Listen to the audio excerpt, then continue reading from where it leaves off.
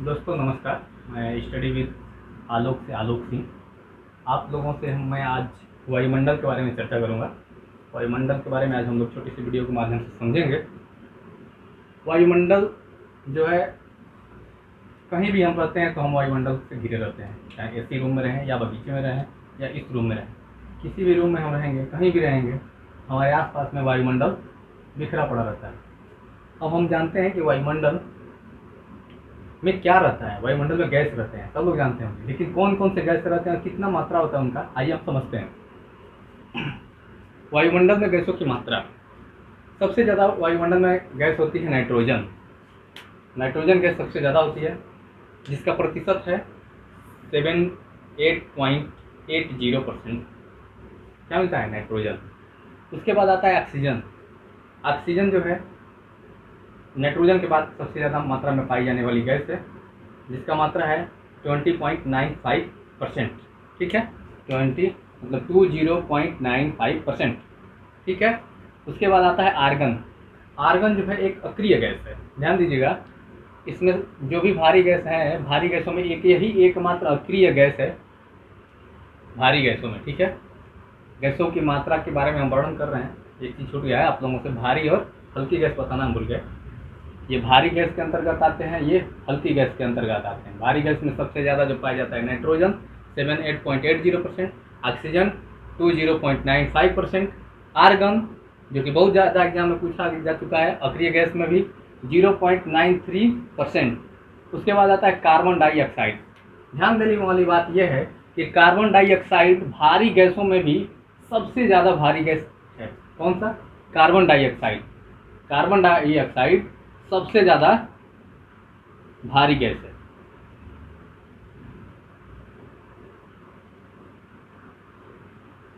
इसलिए ये पृथ्वी के सतह के एकदम ऊपरी सतह पे क्या रहता है? कार्बन डाइऑक्साइड सबसे नीचे यही रहता है। क्यों? क्योंकि जो भी वस्तुएं आप जल में डालेंगे, जो वस्तुएं भारी होंगी वही नीचे जाके बैठ जाती हैं, इसलिए। और जो हल्की चीज़ें रहेंगी वो ऊपर आ जाती हैं। ठीक उसी प्रकार से जो भारी चीज़ें वो पृथ्वी के धरातल पे जो गैसें हैं वो रहती हैं, नज़दीक रहती हैं, और जो हल्की, जैसे ये सारी गैस हल्की हैं, तो वायुमंडल में बहुत ऊपर रहती हैं। ठीक है, तो कार्बन डाइऑक्साइड सबसे भारी गैस है और ये है 0.036%। ठीक है। उसके बाद आता है ओजोन। ओजोन पर्यावरण की दृष्टि से, और ये सारा क्वेश्चन पर्यावरण और यूपीटेट की दृष्टि से बहुत ही महत्वपूर्ण क्वेश्चन है। सारे एग्जाम की दृष्टि से महत्वपूर्ण है, लेकिन यूपीटेट में एक पर्यावरण सिलेबस ही होता है 30 क्वेश्चन का, उसमें जरूर आएंगे इस तरह के क्वेश्चन। ओजोन जो है वो 0.50 के बाद 5, यानी कि 0.00005% पाया जाता है। क्या? Argon, sorry, ozone. उसके बाद हम हल्की गैसों में आते हैं। हल्की गैसों में हाइड्रोजन जो है 0.405, मतलब 0.00005% मात्रा में हाइड्रोजन पाया जाता है। उसके बाद आता है हीलियम। हीलियम जो है 0.0005% की मात्रा में पाया जाता है, मतलब ये 50 या 40 या 30, सब में 5 है। ठीक है। नियान जो है 0.02% मात्रा में पाया जाता है। क्रिप्टॉन जो है 0.01% मात्रा में पाया जाता है। जेनान जो है 0.0009% की मात्रा में पाया जाता है। उसके बाद आता है रेडान। रेडान का प्रतिशत नहीं दिया गया, क्योंकि ये नियमित मात्रा में वायुमंडल में पाया नहीं जाता है, कभी कभी पाया जाता है, और जब ये पाया जाता है तो ये भूकंप आने का संकेत करता है। ध्यान देने वाली बात है, या आप लोग स्क्रीनशॉट भी ले सकते हैं, थोड़ा सा साइड हट जा रहे हैं। वायुमंडल में नियमित नहीं पाई जाती है क्या? रेडान, परंतु इसकी उपस्थिति भूकंप आने का संकेत करता है। ठीक है, बहुत ही इंपॉर्टेंट क्वेश्चन है रेडान, कई बार पूछा जा चुका है। उसके बाद इसमें हाइड्रोजन को छोड़ के ये सारी गैसें क्या हैं? अक्रिय गैस है। हाइड्रोजन को छोड़ के सारी गैसें क्या हैं? अक्रिय गैस है। ठीक है, एकमात्र हाइड्रोजन जो है अक्रिय गैस नहीं है इन पूरे गैसों में। ठीक है, इंपॉर्टेंट क्या है इसमें? ओजोन, सारे परीक्षाओं की दृष्टि से carbon dioxide, argon, oxygen, nitrogen बहुत बार पूछा जा चुका है। ये सारे क्वेश्चन बार बार एग्जाम में आते हैं। आप यहाँ हाइड्रोजन को भी देख सकते हैं, लेकिन ये ज़्यादातर एग्जाम में आए हुए क्वेश्चन नहीं है। यहाँ पे ये रेडान ज़्यादातर क्वेश्चन एग्जामिनेशन में आ जाता है। तो दोस्तों, तो हम लोग पढ़े अभी वायुमंडल में गैसों की मात्रा। अब हम पढ़ते हैं वायुमंडल में लेयर। परतें, वायुमंडल की परतें जो हम पढ़ेंगे अब। वायुमंडल में परतों के मामले में आते हैं तो हम देखते हैं कि ये 5 भागों में विभाजित किया गया। पहला है क्षोभ मंडल, दूसरा है समताप मंडल, तीसरा है मध्य मंडल, चौथा है आयन मंडल, पांचवा है बहिर्मंडल।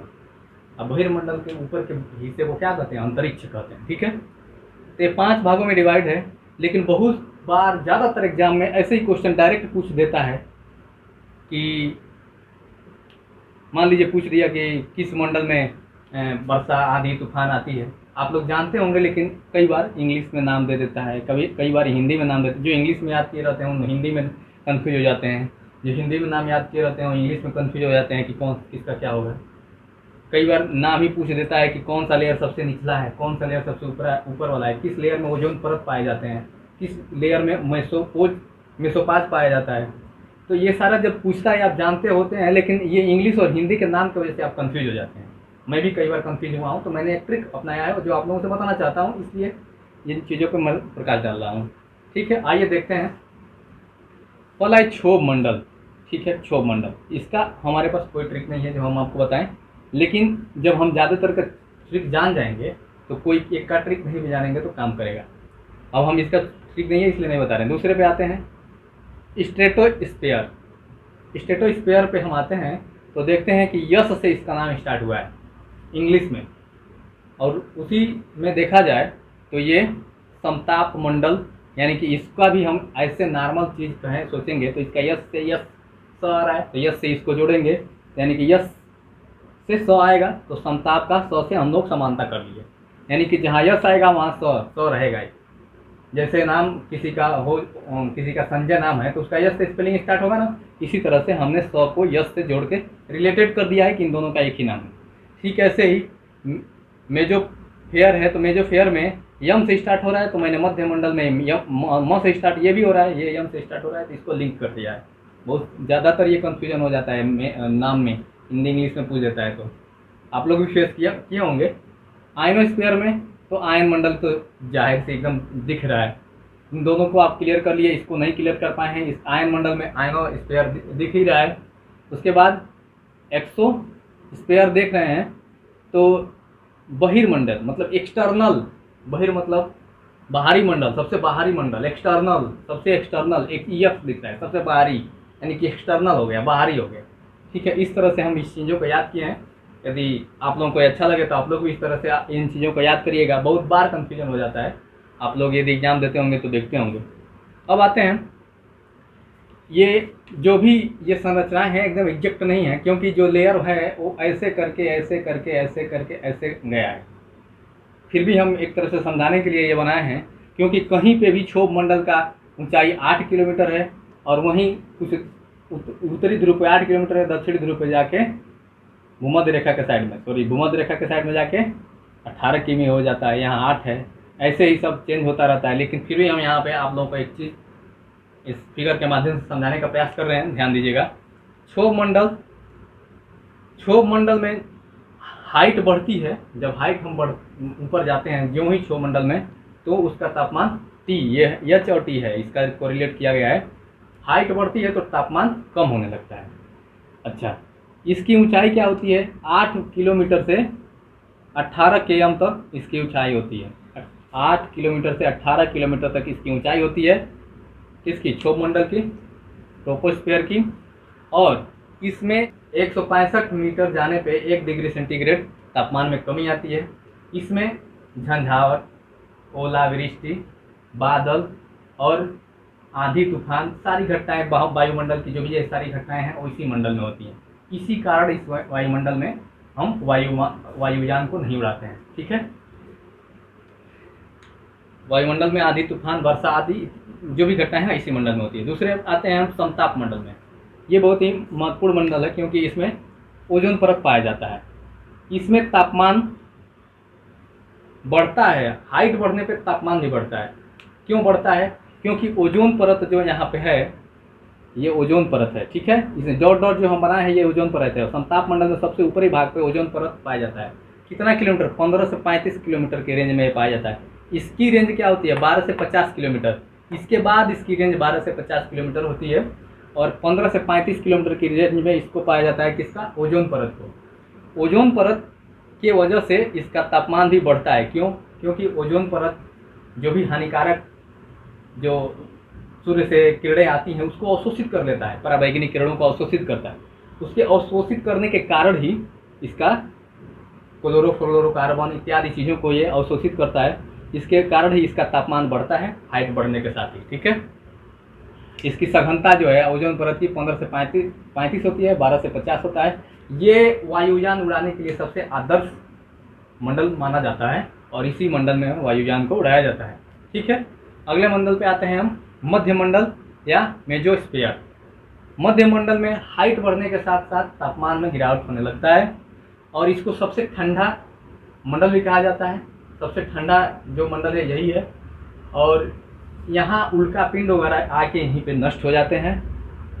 ये 50 से 80 किलोमीटर की रेंज में इसको होता है, कहीं 50 किमी ऊंचा होता है, कहीं 80 किलोमीटर ऊंचा होता है, ऐसे होता है। ठीक है, इसमें ऊपरी जो ये भाग है, ऊपरी भाग को मेसोपाज कहते हैं। ठीक है, पूछ देता है कि मेसोपाज किस मंडल में पाया जाता है, तो आप क्या देंगे आंसर, मध्यमंडल या मेजोस्फीयर। ठीक है, अगले पे आते हैं हम आयन मंडल या आयनोस्फीयर। आयन मंडल जो है 80 से 640 किलोमीटर की रेंज में ऊपर परत ये इसका लेयर है। आयन मंडल में जो गैस के कण हैं वो विद्युत अवशोषित होते हैं। यहाँ से सभी प्रकार के जो रेडियो तरंगे हैं वो यहाँ से परिवर्तित होती हैं और ये सबसे गर्म, मतलब यहाँ गर्मी ज़्यादा होती है। जैसे हाइट बढ़ने पे यहाँ पे तापमान बढ़ता जाता है, हाइट बढ़ने पे तापमान बढ़ता जाता है। क्यों बढ़ता है? क्योंकि ये इसके कण विद्युत अवशोषित करते हैं और ये जो भी विद्युत अवशोषित करने के कारण इसका तापमान हीट होने लगता है। ठीक है, इसमें ऑरोरा बोरिलिस और दक्षिणी ध्रुव पे ऑरोरा ऑस्ट्रेलिस जैसे किरणें निकलती हैं जो देखने में बहुत ही अच्छा लगता है।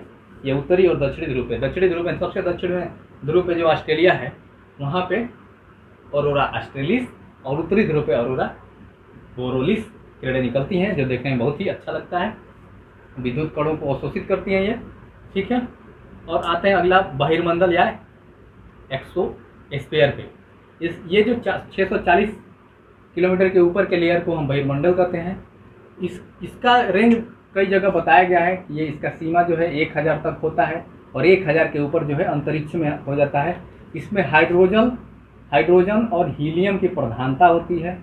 ठीक है, इसमें हाइड्रोजन और हीलियम की प्रधानता होती है और जो कृत्रिम उपग्रह हैं, जैसे जो चैनल वगैरह चलता है, आपके घर में टीवी चलता होगा, वो कृत्रिम उपग्रह छोड़ा गया है, उसी की वजह से वो सब आपके यहाँ चलता है। वो जो कृत्रिम उपग्रह स्थापित किया जाता है वो बहिर्मंडल में ही स्थापित किया जाता है।